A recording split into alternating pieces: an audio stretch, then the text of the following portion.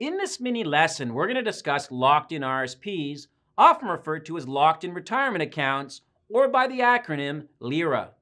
Here at SeeWhy, we often exaggerate for learning purposes or tell an over-embellished story to make the concept easier to understand and remember. I'm going to do that here to help you get your head around regular registered plans such as RSPs and RIFs and their locked-in counterparts. The Walter family owns and operates a business called Walter Co., which was founded many generations ago. Over the years, many employees have worked for Walter Co. for their entire careers, from high school graduation right through to retirement. In a management meeting many years ago, the topic of retirement came up. CEO Fred Walters said it would be really sad if our key employees work for us their entire career, but don't have enough money to retire comfortably. What can we do to address that? The management team put their heads together to come up with ideas. Let's talk about some of the things they tried. Paul was the first of their key employees. They gave him an immediate 10% raise and encouraged him to put the extra money aside and earmark it for retirement. Do you think that worked? Well, it could have, but while Paul had good intentions, life happened, and the money evaporated into car repair bills, unexpected expenses, and the occasional well-deserved vacation. Unfortunately, Paul didn't retire very well. With their next key employee, Joe, they took a different approach. They implemented an employer-matching RSP contribution plan. When Joe made a contribution to his RSP, Walter Co. matched his contribution up to 10% of his salary. They even had a financial advisor come into the office to discuss possible investments.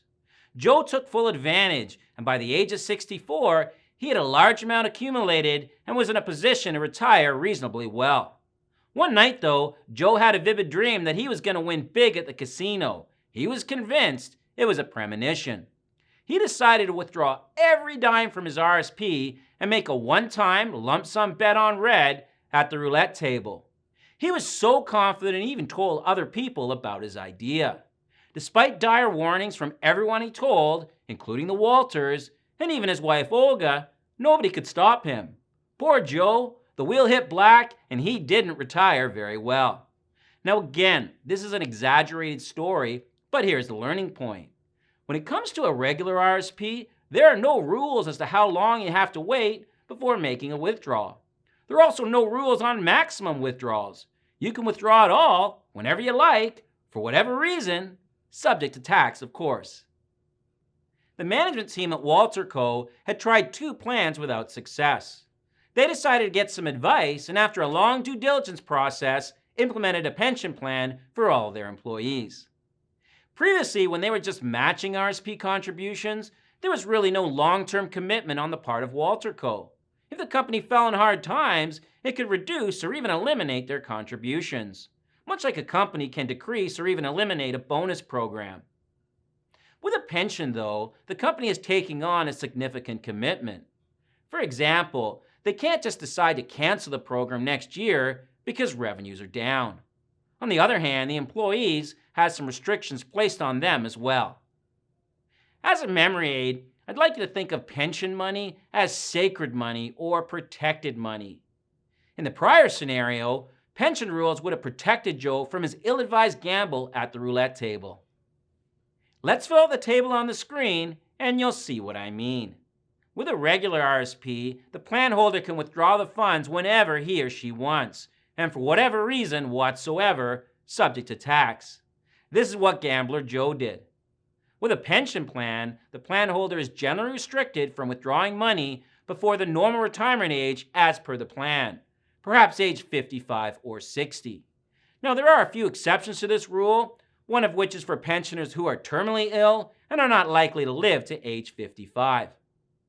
Even in retirement, pension benefits are still restricted to ensure they last well into retirement. Makes sense so far, right?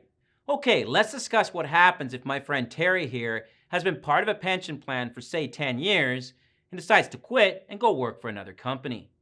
Terry has a few different options with respect to the benefits that have vested in the plan.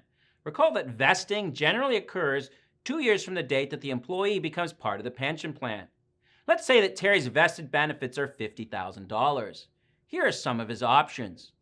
Number 1, depending on the pension, Terry could potentially leave the money within the pension plan at his old company until retirement. Number 2, if his new employer has a pension, the benefits could potentially be transferred into that plan, providing the new pension allows such transfers. And number 3, up to certain limits, he can transfer the money into a locked-in retirement account.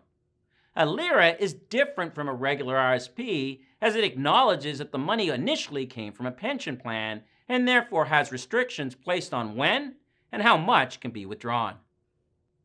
As I mentioned earlier, pension money is restricted in retirement too. For example, upon retirement, money in a LIRA, which was formerly pension money, isn't transferred into a regular RIF. Instead, it's transferred into an LRIF, which stands for locked-in RIF. To summarize the difference, a normal registered retirement income fund has a minimum annual withdrawal amount, but no maximum. A locked-in registered retirement income fund has a minimum annual withdrawal amount too, but it also has an annual maximum. To confirm your understanding, let me ask you some relatively easy questions that you should be able to answer based on this video. I encourage you to pause the video and attempt the questions, and then I'll provide you with the answers at the end. Question number 1. Are there any restrictions on withdrawals from a regular RSP? Yes or no? Question number 2. Are there any restrictions on withdrawals from a pension plan? Yes or no? Question number 3. Money from a pension plan can be transferred into what kind of RSP? A regular RSP or a LIRA? Question number 4. Are there restrictions on withdrawals from a LIRA? Yes or no? And finally, question number 5. Upon retirement, money from a LIRA can be transferred into what type of plan? An LRIF or a RIF? As promised, the answers will appear on the screen now.